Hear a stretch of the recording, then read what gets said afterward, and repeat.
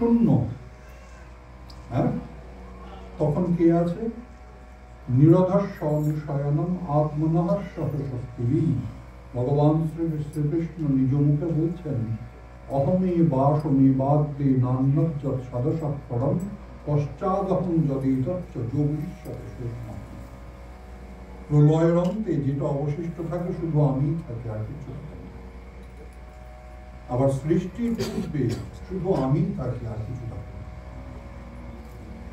তো তখন শুধু শ্রীকৃষ্ণ ছিল, তখন কোনো নক্ষত্র ছিল না, এই পৃথিবীতে পদার্থ বলে কোনো বস্তু ছিল না, এই পৃথিবীতে তেজ বলে কোনো বস্তু ছিল না, এই পৃথিবীতে বায়ু বলে কোনো বস্তু ছিল না।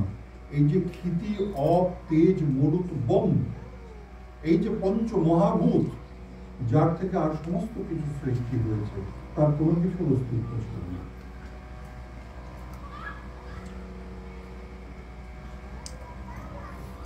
ইতিপূর্বে অনেকে অনেক তত্ত্ব দিয়েছেন বিশ্ব সৃষ্টি সম্বন্ধে।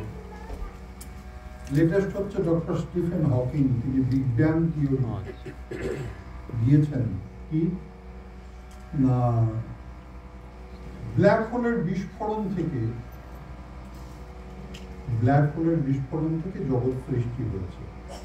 শুধু এইটুকু বলে উনি শেষ করেন, উনি বলেছেন সেখানে কোনো ঈশ্বর নাই, এই সৃষ্টির পশ্চাতে কোনো ঈশ্বরের হাত নাই, ঈশ্বর বলে কোনো বস্তু নাই। ব্ল্যাক হোলের বিস্ফোরণ থেকে ওই এই আমাদের যা সৃষ্টি হয়েছে। এখন ব্ল্যাক হোলটা সৃষ্টি হলো কিভাবে, এটা বহুদিন থেকে অনেকে অনেক তত্ত্ব দিয়েছে, কিন্তু প্রধান যে সমস্ত বিজ্ঞানী বৃন্দ, তাদের মতামত মোটের উপরে একরকম। সেটা কি না, সেখানে ডক্টর স্টিফেন হকিং থেকে আরম্ভ করে পূর্বে ডক্টর আইনস্টাইন থেকে আরম্ভ করে আরো যেসব গবেষকরা গবেষণা করেছে, মোটামুটি একই তত্ত্ব ঘুরিয়ে ফিরিয়ে বলেছেন যে একটা নক্ষত্রের যখন মৃত্যু হয়, নক্ষত্রটা গ্যাস পুঞ্জ, একদিন গ্যাস শেষ হবে জ্বলতে জ্বলতে। এই নক্ষত্রের যখন মৃত্যু হয়, তখন একটা অন্তর্মুখী সংকোচন সৃষ্টি, আকর্ষণ সৃষ্টি, হ্যাঁ, ভিতর দিকে ঢুকতে আরম্ভ করে।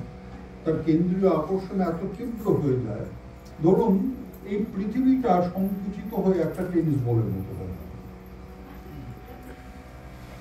এই পৃথিবীটা সংকুচিত হতে হতে একটা ছোট্ট টেনিস বলের মতো হয়ে গেল।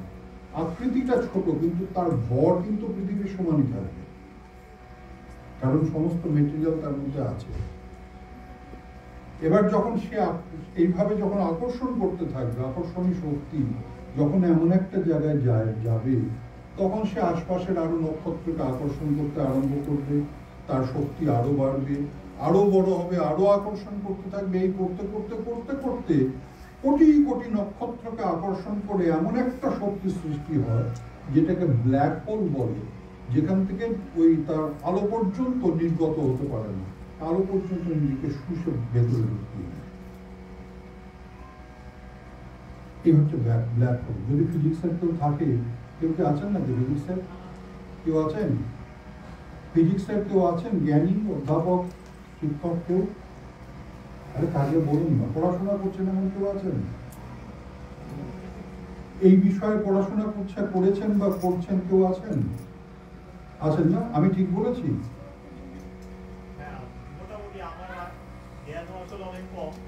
না না, ব্ল্যাক হোল সৃষ্টির যে তত্ত্বটা আমি বললাম না, যা সমর্থন পাওয়া যায়